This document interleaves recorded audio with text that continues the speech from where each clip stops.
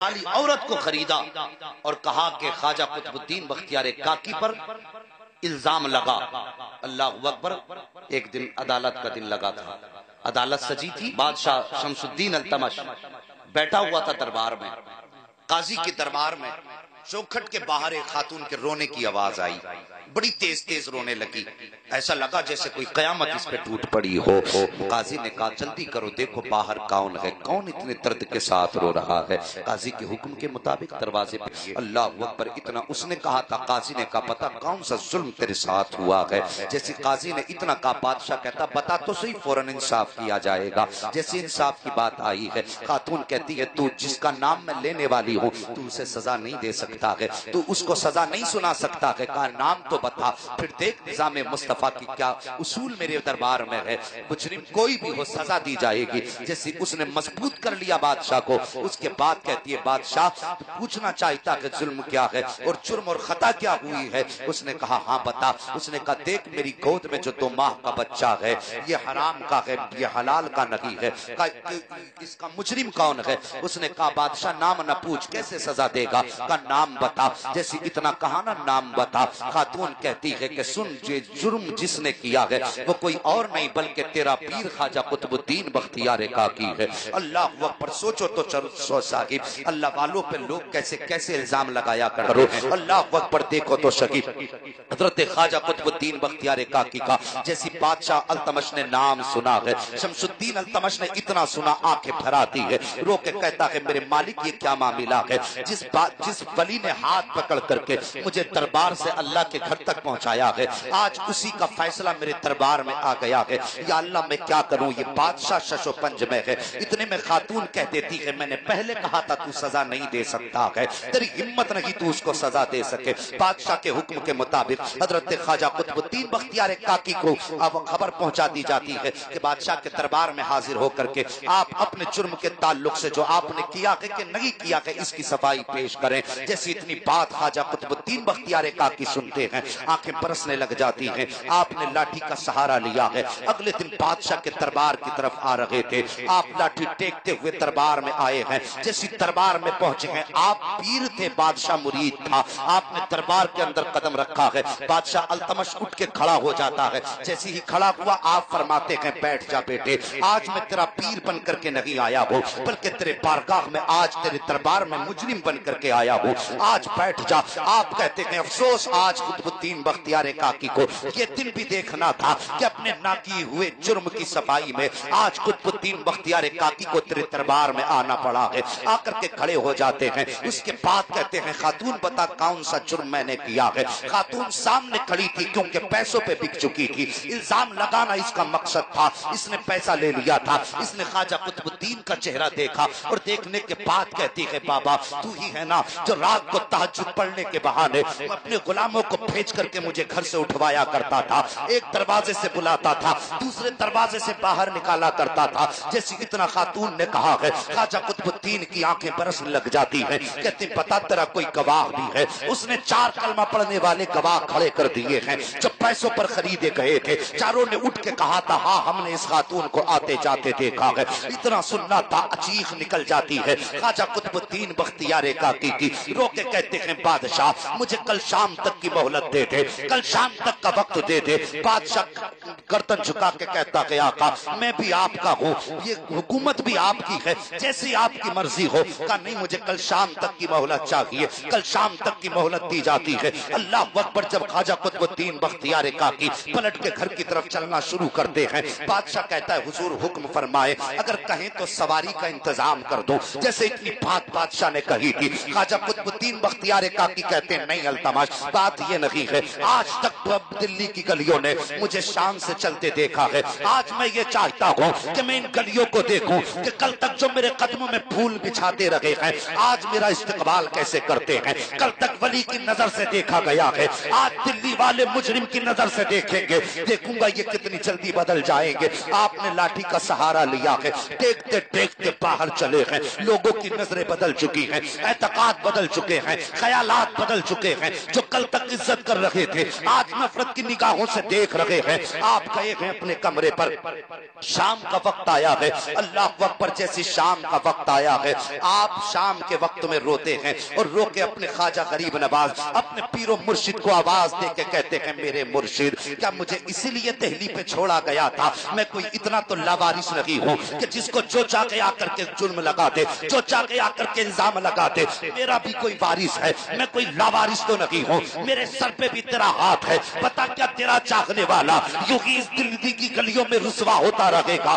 یہ کہہ کے روتے روتے سو جاتے ہیں۔ جیسی ادھر آنکھ لگتی ہے ادھر خواب میں بغداد اجمیر والے خواجہ تشریف لے آتے ہیں، خواجہ معین الدین آئے ہیں۔ آنے کے بعد فرماتے ہیں بختیار کاکی پریشان نہ ہو، جا کے بادشاہ کے دربار میں کہہ دینا کہ مجھے 3 دن کی مہلت دے دی جائے۔ اللہ اکبر، صبح کا سویرا ہوا ہے، اگلے دن کا صبح کا سویرا ہوا ہے، آپ اٹھ کر کے دربار میں گئے ہیں۔ جانے کے بعد آپ نے کہا تھا بادشاہ مجھے 3 دن کا موقع دے دیا جائے۔ جیسے 3 دن کا موقع مانگا ہے، کہا کس لیے؟ کہا میں نے گواہی کے لیے اور اپنی صفائی کے لیے میں نے اپنے پیر مرشد کو اجمیر سے بلایا ہے، وہ 3 دن کے بعد آنے والے ہیں۔ جیسے اتنی بات خواجہ قطب الدین بختیار کاکی نے کہی تھی، پورے دربار میں بیٹھنے والوں نے باتیں شروع کر دی تھی کہ بادشاہ اس کی بات نہ سننا، یہ باتیں بنا رہا ہے۔ 3 دن کے اندر اجمیر سے کون آئے گا؟ کیسے اس کے مرشد آئیں گے؟ یہ وقت بڑھا کر کے اپنی زندگی کو بچانا چاہتے ہیں، لہذا سزا بھی دی جائے۔ آپ نے کہا تھا بادشاہ تیری مرضی ہے، اب چاہے تو سزا دے دے، چاہے تو 3 دن کی مہلت دے دے۔ بادشاہ نے کہا خبردار، ان بزرگ کو 3 دن کی مہلت دی جاتی ہے۔ خواجہ قطب الدین بختیار کاکی کو 3 دن کی مہلت مل جا رہی ہے۔ 3 دن کا جب تیسرا دن آیا ہے، مغرب کا وقت آیا ہے، آخری دن ہے، اگلے دن آپ کی بارگاہ میں آپ کو عدالت میں طلب کیا جانا تھا۔ آپ شام کے وقت مصلی پہ کھڑے ہیں نماز پڑھانے کے لیے، جیسی مصلی پہ کھڑے ہیں آپ کے دل میں خیال آیا ہے کہ میرے مرشد تو نہیں آیا ہے، لیکن ابھی تک بختیار کاکی کی حسرتیں نہیں ٹوٹی ہیں، تیرے آنے میں تاخیر ضرور ہوئی ہے لیکن ابھی تک میری آرزویں قائم ہیں، ابھی تک میری امیدیں تیرے دامن سے وابستہ ہیں، تو ضرور آئے گا، دیر سے ضرور آئے گا۔ ابھی یہ کہہ کے آپ نے نماز کی نیت باندھی ہے، نماز کی نیت کی نماز پڑھنا شروع کی ہے۔ جیسی آپ نے سلام پھیرا ہے، کیا دیکھتے ہیں کہ آپ نے سلام پھیرا ہے لیکن معین الدین اجمیری کی 2 رکعتیں باقی رہ گئی تھی، 2 رکعتیں باقی رہ گئی ہیں۔ نماز سے فارغ ہوئے ہیں، سرکار غریب نواز کے قدموں کی طرف دوڑے اور دوڑ کے کہتے ہیں آقا آپ نے کہا فاقے کرنے ہیں، میں نے فاقے کر لیے۔ آپ نے کہا وطن نہیں جانا ہے، میں وطن نہیں گیا ہوں۔ آپ نے کہا رات کو جاگ کر عبادت کرنی ہے، میں نے راتوں رات جاگ کر عبادت کی۔ آپ نے کہا دن میں روزے رکھنے ہیں، میں نے دن بھر روزے رکھے ہیں، لیکن میرے مرشد یہ تو نہیں بتایا تھا جو دلی والوں نے میرے ساتھ کیا ہے۔ اتنا سننا تھا غریب نواز ڈانٹ دیتے ہیں، کہتے خبردار بختیار کاکی چپ ہو جا، تو اپنے آپ کو کیا اپنے آپ کو حضرت یوسف سے بڑا سمجھتا ہے؟ کیا تو اپنے آپ کو حضرت عائشہ صدیقہ سے بڑا سمجھتا ہے؟ اللہ والوں کی راہ میں آزمائشیں آیا کرتی ہیں، لیکن یاد رکھ اللہ والے کبھی لاوارث نہیں ہوا کرتے ہیں۔ خواجہ قطب الدین بختیار کاکی مرشد کے دربار میں کھڑے ہو کے کہتے ہیں حضور خطا ہو گئی۔ فرماتے جاؤ جا کے خبر بھیج دو، صبح دربار لگے اور میرے قطب الدین کا فیصلہ ہو۔ سوچو جس کی حمایت میں معین الدین اجمیری کھڑے ہوں، پھر اس کے مقدمے میں اسے ہرا کون سکتا ہے؟ کہتے کہہ دو خبر بھیج دو، صبح میں فیصلہ ہوگا۔ اللہ اکبر، صبح کا سویرا ہوا، آپ نے اپنے خواجہ قطب الدین بختیار کاکی کا بازو پکڑا اور لے کے جب چلے نا تو دہلی کی گلیوں میں بھیڑ تھی، لوگوں کا ہجوم تھا، لوگوں کی بھیڑ دیکھ کے خواجہ غریب نواز کی آنکھیں برسنے لگ گئیں۔ جیسی آنکھیں برسی ہیں خواجہ قطب الدین بختیار کاکی نے مرشد کو روتے دیکھا، کہتے حضور آپ کیوں رو رہے ہیں؟ آپ فرماتے میں تو اپنے مرید کی شان دیکھنے آنا تھا، مجھے تو اس کے رتبے دیکھنے تھے، میں تو یہ چاہتا تھا میں یہ دیکھوں جب میرا بختیار کاکی چلتا ہے تو لوگ اس کی عزتیں کیسے کیا کرتے ہیں، لیکن افسوس آج لوگ عزت کرتے نہیں، نہیں بلکہ لوگوں کو تماشائی بنا دیکھ رہا ہوں۔ یہ سوچ کر کے میری آنکھیں برس گئی ہیں۔ سرکار غریب نواز دربار میں پہنچے ہیں، قاضی بھی موجود ہے، بادشاہ بھی موجود ہے، خاتون بھی موجود ہے، آ کر کے کھڑی ہو جاتی ہے۔ قاضی کا حکم ہوتا ہے خاتون بیان دے، جیسی وہ بیان کے لیے کھڑی ہوئی ہے میرے غریب نواز نے نگاہ کرم اٹھائی ہے، فرماتے خاتون اب بھی وقت ہے مان جا ورنہ تباہ و برباد ہو جائے گی، کوئی بچانے والا نہیں ملے گا۔ اس نے کہا تھا میں جھوٹ نہیں بول رہی ہوں، پھر آپ نے گواہوں کی طرف دیکھ کے کہا تھا تم تو اپنے اوپر رحم کھاؤ، میرے بختیار پہ یہ جھوٹے الزام نہ لگاؤ، لیکن وہ پیسے کھا چکے تھے، کوئی جانتا نہ تھا آج کیا ہونے والا ہے۔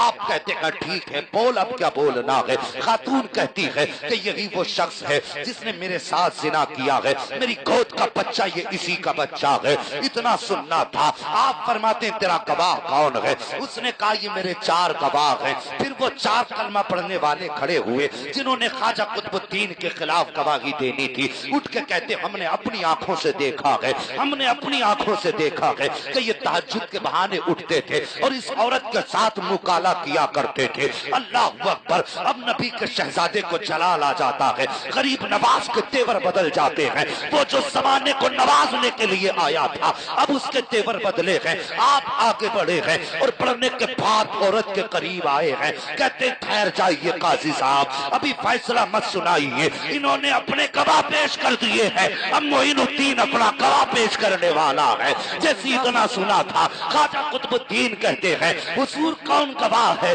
کوئی گواہ بھی نہیں ہے۔ اتنا سننا تھا معین الدین اجمیری نے کہا تھا اس کے لیے یہ 4 گواہ پیسوں پہ بک کر آئے ہیں تب یہ گواہی دے رہے ہیں، اور تیری باقی کی گواہی یہ 4 نہیں، یہ مجمع نہیں، بلکہ یہ 2 ماہ کا بچہ جو خاتون کی گود میں ہے یہ اپنی زبان سے دے گا۔ جیسے اتنی بات کہی تھی تو سب نے کہا تھا معین الدین پہ وقوف نہ بنائیے، کبھی 2 ماہ کے بچے بولا کرتے ہیں۔ آپ نے فرمایا تھا یاد کرو مریم کی کہانی، جب لوگوں نے الزام لگایا تھا وہ بھی ولیہ تھی، ان کی گود میں بھی بچہ تھا، جب ان کی پاکی کی بات آئی تھی تو اس بچے نے گواہی دی تھی، آج اس کی پاکی کی بات ہے تو یہ بچہ گواہی دے گا۔ اللہ سب کو سلامت رکھے، سارے بول دو یا رسول اللہ، یا رسول اللہ، سبحان اللہ۔ صاحب اتنی بات کہی نا پورے مجمع پہ سکتہ تھا، لیکن کچھ لوگوں نے سمجھا بھائی لگتا ہے یہ ڈرا دھمکا رہے ہوں، انہیں پتا نہیں تھا یہ وہی ہے جو پتھر کے کان اینٹھتے تو وہ بولنے لگ جاتا۔ سبحان اللہ۔ اور یہاں تو پھر بھی انسان کی ذات ہے۔ آپ نے فرمایا یہ بچہ ہمارے پاس لایا، پورا مجمع ہے، بھیڑ ہے، دربار ہے بادشاہ کا۔ جیسی وہ بچہ سرکار غریب نواز کی بارگاہ میں پیش کیا گیا، میرے غریب نواز نے بچے کے چہرے سے کپڑا ہٹایا، میرے غریب نواز نے بچے کے چہرے سے کپڑا ہٹایا، اور اس کے بعد فرماتے ہیں میں تجھ سے یہ نہیں پوچھتا کہ یہ میرا بختیار کاکی اس کا مجرم ہے کہ نہیں، بس تو یہ بتا دے تیرا باپ کون ہے۔ اللہ اکبر، اب رازوں سے پردہ اٹھنے والا، تو بتا تیرا باپ کون ہے۔ کوئی جواب نہیں آیا۔ جب کوئی جواب نہیں آیا یوں نگاہ اٹھائی اور رو کے کہتے مالک جب مریم کی عزت پہ آنچ آئی تھی تو نے بچے سے گواہی دلوائی ہے۔ یا اللہ وہ بنی اسرائیل کی ولیہ تھی، آج تو تیرے محبوب کی امت کا ولی ہے جس کی عزت پہ آ کے بنی ہے۔ مالک اب اس کے سوا ہمارے پاس کوئی گواہ بھی نہیں ہے۔ رو کے اتنا میرے غریب نواز نے کہا تھا بچہ اٹھ کے بیٹھ جاتا ہے، کلمہ پڑھ کے بچہ بیٹھا ہے، اور بیٹھنے کے بعد بچہ کہتا ہے غریب نواز آپ کا مرید بے گناہ ہے، آپ کا مرید بے گناہ ہے، اور آپ پوچھ رہے ہو میرا باپ کون ہے۔ ان گواہوں میں سے ایک شخص کی طرف بچے نے انگلی اٹھائی ہے اور اس نے کہا تھا میرا باپ یہ ہے۔ جیسی اتنی بات کہی ہے نقشہ بدل جا جاتا ہے۔ جو قوم سرکار بختیار کاکی کو حقارت کی نظر سے دیکھ رہی تھی، آج پلکیں بچھانے کے لیے تیار تھی۔ میرے غریب نواز نے رب کا شکر ادا کیا، اپنے بختیار کا بازو پکڑا ہے اور کہتے چل میں تجھے دہلی میں نہیں رہنے دوں گا، یہ تیری رہنے کی جگہ نہیں ہے۔ اللہ اکبر اتنا کہہ کے جب لے کے چلے ہیں، لوگ قدموں پہ آ کے گر رہے ہیں، معین الدین معاف کر دو، بختیار کاکی کو نہ لے کر کے جائیے، ہم ان کے بغیر جی نہیں پائیں گے، ہم ان کے بغیر رہ نہیں پائیں گے۔